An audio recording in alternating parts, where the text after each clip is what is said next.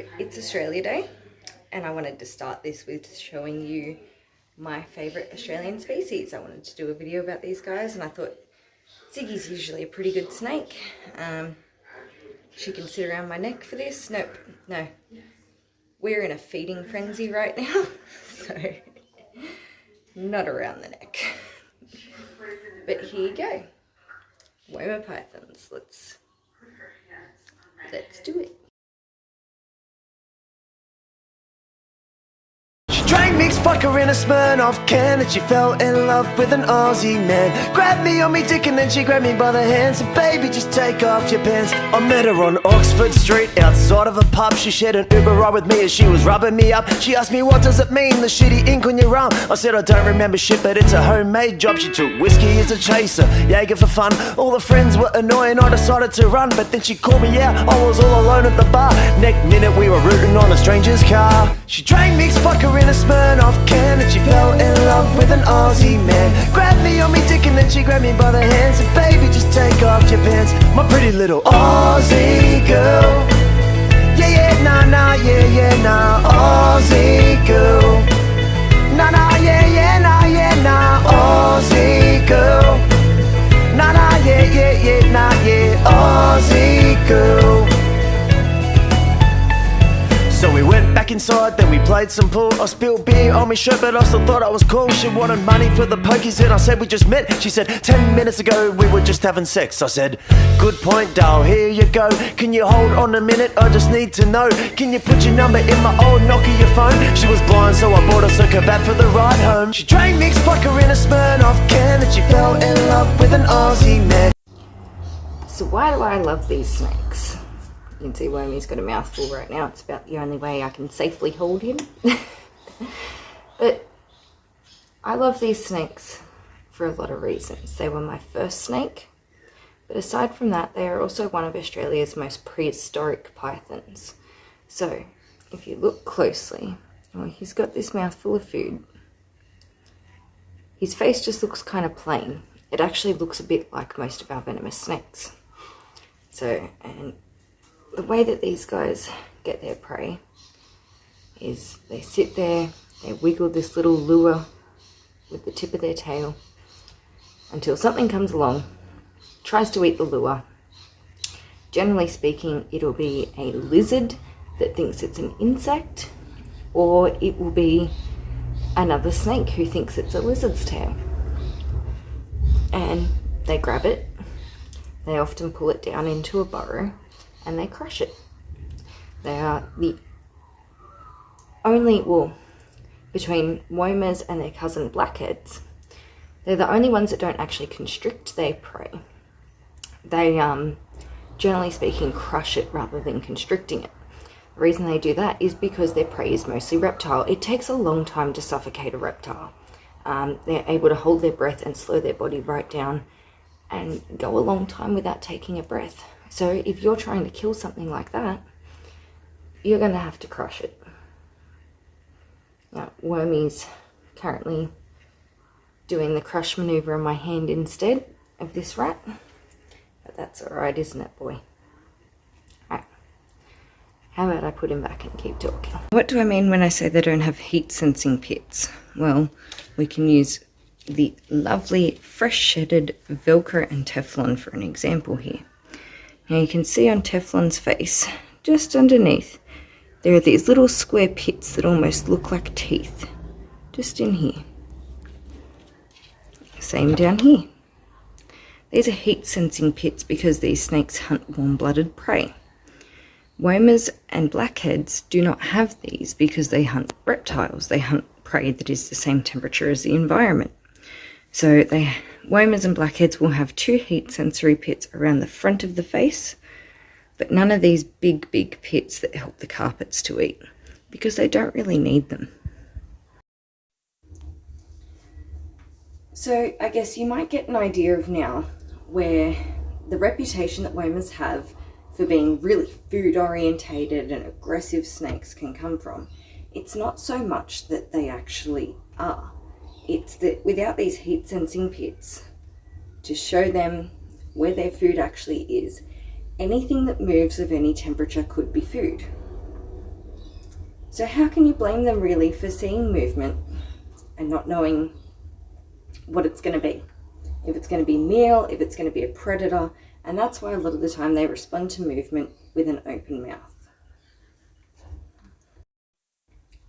Now, I could go on with womas for hours. I've literally written a book on these. But I don't know how much more I can tell you without it starting to get boring. They're a really cool snake. They should be kept with a hot spot of about 32 degrees is what I like. They are from the desert. They do not need high humidity. You will make them sick very quickly with high humidity. And just a little water bowl. They do naturally burrow. So I would love to one day make a custom enclosure with like a concrete burrow built in that's genuinely under the level that the snake is normally at. And then maybe for safety reasons, like a door that lifts up to be able to get into that burrow. But yeah. You can definitely see through the plastic here that Wormy is a very movement orientated snake. He sees movement, he gets excited. He is still in a feeding frenzy though. He is in a food mode.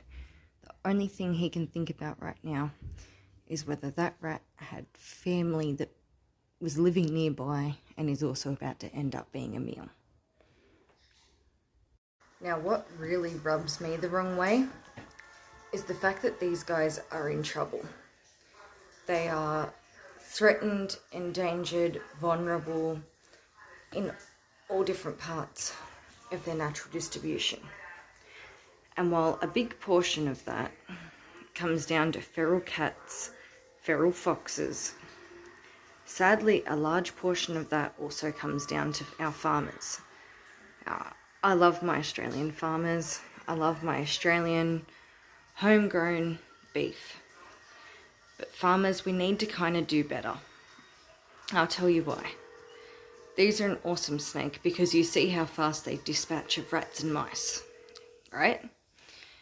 You understand that these guys are out there taking down the venomous snakes on your property and making it a safer place for your family, right? Now what happens is these guys go down into a rabbit warren, they eat whatever they can actually fit in them, and they scare off everything that's left. And sadly, what happens soon after that is farmers often throw a stick of dynamite down the rabbit warren without checking first if there are actually rabbits in it, or if there is a native snake in it. As I said, these guys love burrows. Countless womas are getting blown up with dynamite, and we need to stop it. We need to cut it out. We need to do better. Another huge problem is the cattle themselves. Cattle are compacting the land, making it harder for them to dig a burrow with this awesome shovel-shaped head. Cattle are compacting the burrows they have dug down onto them. There are even photos of cattle eating Woma pythons.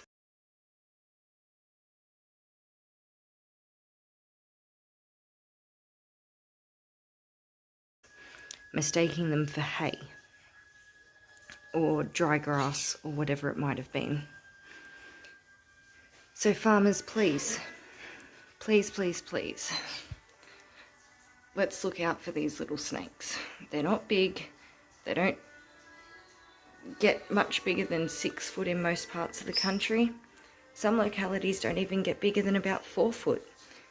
This little guy, Tanami Woma, will not likely ever get over 5 foot no matter how much I feed it. So come on guys, we got to do better. We need to protect our Aussie pythons.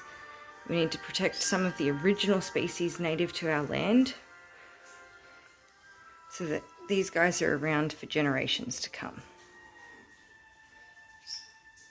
Because who doesn't love a snake with eyebrows? Now, who else needs to do something? The government. Because at this stage, even though the government in New South Wales, the government in Queensland, the government in many places has said they are going to do all these amazing plans to help this species, to protect them for generations to come. They have not done even half as much, even a quarter as much as what the late Steve Irwin did before his demise. So Steve Irwin and his family have purchased a total of 34,000 hectares in the Queensland Brigalow Belt that was all originally started from trying to protect womas. He had the Australian Defence Force come in and clear out feral pests, your wild foxes that aren't meant to be here, feral cats that aren't meant to be here. The Australian Defence Force came in, he paid them, they got them out. Womas are now thriving on Steve's property, where the Queensland Brigalow Belt has been the most endangered place for womas for a very, very, very long time. So if Steve can do it, if Terry can do it, if Bindi can do it, if Robert can do it, if, you know, little old farmer Joe can set up a camera or something before throwing a stick of dynamite down a rabbit warren. Let's go, Australia. Let's get our government to actually do something to protect this amazing species before they're gone and our grandkids and their grandkids don't get to see them in the wild. Because as it is, it's getting hard.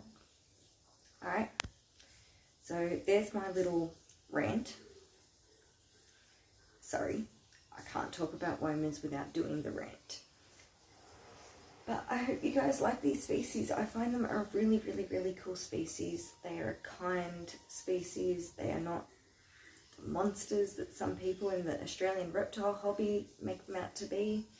They're not the monsters that some YouTubers make them out to be. But yeah, love you guys so much. Have a great day.